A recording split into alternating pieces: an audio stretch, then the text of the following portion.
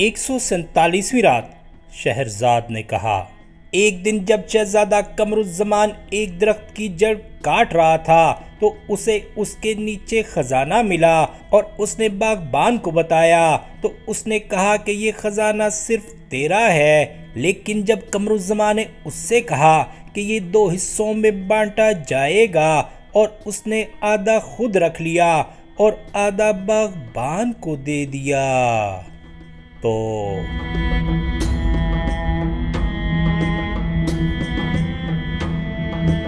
اب باغبان نے اس سے کہا کہ اے بیٹا، عصافیری زیتون جو اس باغ میں ہیں انہیں مشکوں میں بھر لے، کیونکہ یہ کسی دوسرے ملک میں نہیں ہوتے اور سوداگر انہیں یہاں سے تمام ملکوں میں لے جاتے ہیں۔ اور میں تجھے یہ مشورہ دیتا ہوں کہ سونے اور زیتون کو مشکوں میں اس طرح بھر کہ پہلے سونے کو مشکوں میں آدھا آدھا بھر اور پھر اوپر سے زیتون ڈال دے اور انہیں بند کر کے اپنے ساتھ جہاز میں لے جا، تاکہ تجھے راستے میں کوئی مصیبت پیش نہ آئے۔ یہ سن کر قمر الزمان فوراً اٹھ کھڑا ہوا اور 50 مشکیں لے کر ان میں نیچے سونا بھر دیا اور سونے کے اوپر زیتون بھر دیا اور ایک مشک میں وہ نگ رکھ کر ان کا منہ بند کر دیا۔ اس کے بعد وہ دونوں بیٹھ کر باتیں کرنے لگے اور قمر الزمان کو یقین آ گیا کہ وہ عن قریب اپنے اہل و عیال سے جا ملے گا اور اپنے دل میں کہنے لگا کہ جزیرہ آبنوس پہنچ کر وہاں سے میں اپنے وطن کو جاؤں گا اور اپنی محبوبہ بدور کی خبر دریافت کروں گا۔ معلوم نہیں کہ وہ اپنے ملک کو گئی ہوگی یا میرے وطن کو، یا راستے میں اس پر کوئی حادثہ گزرا ہوگا۔ اب قمر الزمان نے باغبان سے ان چڑیوں کا قصہ بیان کیا اور جو کچھ ان کے درمیان پیش آیا تھا۔ باغبان کو اس پر تعجب ہوا۔ اگلی صبح جب وہ جاگے تو باغبان کی طبیعت اچانک اتنی خراب ہوئی کہ اس کے جینے کی امید باقی نہ رہی۔ اس پر قمر الزمان نہایت غمگین تھا کہ اتنے میں باغبان کے دوست اس کشتی کا مالک اور ملاح آ پہنچے اور باغبان کے بارے میں پوچھا۔ قمر الزمان نے کہا کہ وہ بیمار ہے۔ انہوں نے کہا کہ وہ جوان کہاں ہے جو ہمارے ساتھ جزیرہ آبنوس جانا چاہتا ہے؟ قمر الزمان نے کہا کہ وہ یہی غلام ہے جو تمہارے سامنے کھڑا ہے۔ اب اس نے ان سے کہا کہ مشق جہاز میں لے چلو، اور وہ لے گئے اور انہوں نے قمر الزمان سے کہا کہ جلدی کر کیونکہ ہوا موافق ہے۔ اس نے کہا کہ بصر و چشم۔ اس کے بعد وہ کھانے پینے کا سامان جہاز میں لے گیا اور باغبان سے رخصت ہونے کے لیے واپس آیا۔ وہاں پہنچ کر اس نے دیکھا کہ وہ نزاع کی حالت میں ہے اور وہ اس کے سرانے بیٹھ گیا اور اس کی آنکھیں بند کر دیں، کیونکہ اس کی روح بدن سے نکل چکی تھی۔ اس کی تجہیز و تکفین کر کے اس نے اسے دفن کیا۔ خدا رحم کرے اس پر۔ اس کے بعد وہ جہاز کی طرف روانہ ہوا، مگر وہ لنگر اٹھا چکا تھا اور چل دیا تھا، اور چلتے چلتے اس کی آنکھوں سے پوشیدہ ہو گیا۔ یہ دیکھ کر قمر الزمان حیران و پریشان ہو گیا، نہ کسی سے کچھ پوچھ سکتا تھا اور نہ کسی کی بات کا جواب دے سکتا تھا۔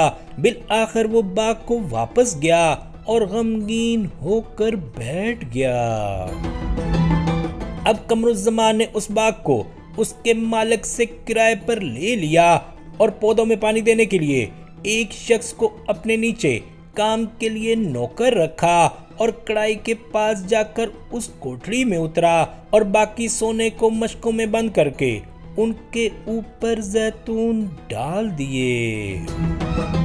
اب وہ لنگرگاہ گیا اور جہاز کے متعلق دریافت کیا تو لوگوں نے کہا کہ وہ سال میں ایک ہی بار روانہ ہوتا ہے۔ یہ سن کر وہ اور بھی پریشان ہوا اور افسوس کرنے لگا، خاص کر شہزادی بدور کے نگ کے کھو جانے سے بے چین تھا اور دن رات رویا کرتا اور اشعار پڑھتا تھا۔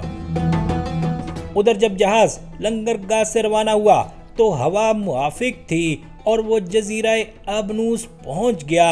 اتفاق سے شہزادی بدور اپنے محل میں سمندر والے جھروکے میں بیٹھی ہوئی تھی اور اس نے جہاز کو سمندر کے کنارے لنگر ڈالتے ہوئے دیکھا۔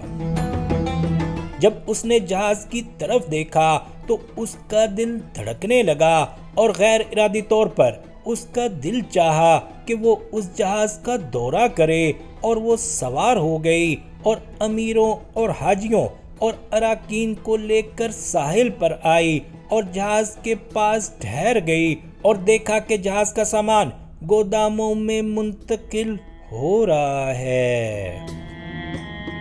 اب اس نے جہاز کے مالک کو بلا کر پوچھا کہ وہ اس جہاز میں کیا کیا سامان لایا ہے۔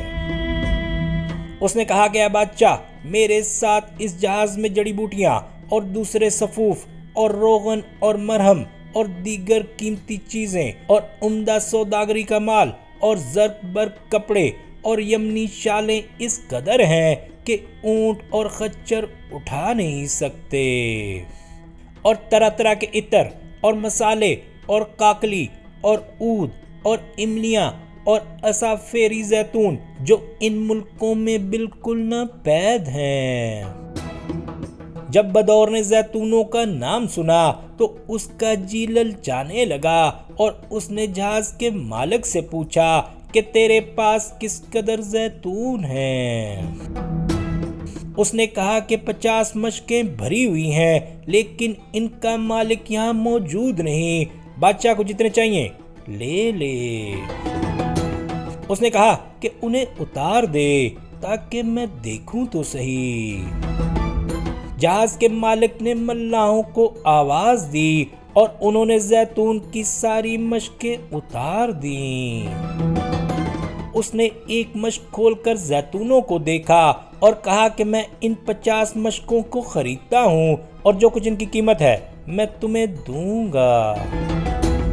جہاز کے مالک نے کہا کہ یہ چیزیں ہمارے ملک میں بڑی قیمتی ہیں، علاوہ اس کے ان کا مالک پیچھے چھوٹ گیا ہے اور وہ ایک غریب آدمی ہے۔ بادشاہ شہزادی بدور نے پوچھا کہ یہاں ہمارے ملک میں ان کے کیا دام ہیں؟ اس نے کہا کہ 1000 درم۔ اب شہزادی بدور نے کہا کہ میں انہیں 1000 درم میں خریدتا ہوں۔ یہ کہہ کر اس نے حکم دیا کہ انہیں محل میں منتقل کر دیا جائے۔ جب رات ہوئی تو اس نے ان میں سے ایک مشک منگوا کر کھولی۔ اس وقت وہاں سوائے اس کے اور حیات النفوس کے اور کوئی نہ تھا۔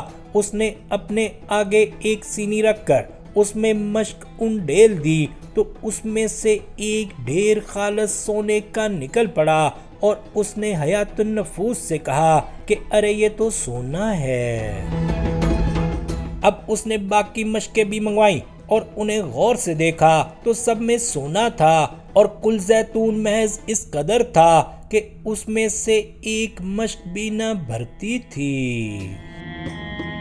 اب وہ سونے کو الٹنے پلٹنے لگی تو اسے ایک نگ ملا، اور اسے لے کر وہ غور سے دیکھنے لگی تو وہ وہی نگ تھا جو اس کے ازار بند میں بندھا ہوا تھا اور جسے قمر الزمان لے گیا تھا۔ جب اسے یقین ہو گیا کہ یہ وہی نگ ہے تو وہ مارے خوشی کے چیخ اٹھی اور غش کھا کر گر پڑی۔ جب اسے ہوش آیا تو وہ اپنے دل میں کہنے لگی کہ یہ وہی نگ ہے جس کی وجہ سے مجھ میں اور میرے محبوب قمر الزمان میں جدائی ہوئی تھی، لیکن اب یہ خوشخبری لایا ہے۔ اس کے بعد اس نے شہزادی حیات النفوس سے کہا کہ اس نگ کے آنے کے یہ معنی ہے کہ اب وصال کے دن قریب ہیں۔ جب دوسرا دن نکلا تو وہ حکومت کی کرسی پر جلوہ افروز ہوئی اور جہاز کے مالک کو بلوایا۔ اس نے آ کر اس کے سامنے زمین کو بوسہ دیا اور وہ اس سے کہنے لگی کہ ان زیتونوں کا مالک کہاں ہے اور اس کو تو نے کہاں چھوڑا ہے؟ اس نے جواب دیا کہ اے جہاں پناہ، مجوسیوں کے ملک میں، اور وہ ایک باغبان ہے۔ بادشاہ شہزادی بدور نے کہا کہ اگر تو اسے نہ لایا تو جان لے کہ تیری اور تیرے جہاز کی خیر نہیں۔ اس کے بعد اس نے حکم دیا کہ سوداگروں کے گوداموں کو بند کر کے ان پر مہر لگا دی جائے، اور ان سے کہا کہ ان زیتونوں کا مالک میرا قرض دار ہے اور میرا اس پر قرضہ ہے۔ اگر تم نے اسے لا کر یہاں حاضر نہ کیا تو میں تم سب کو قتل کر دوں گا اور تمہارا سوداگری کا مال ضبط کر لوں گا۔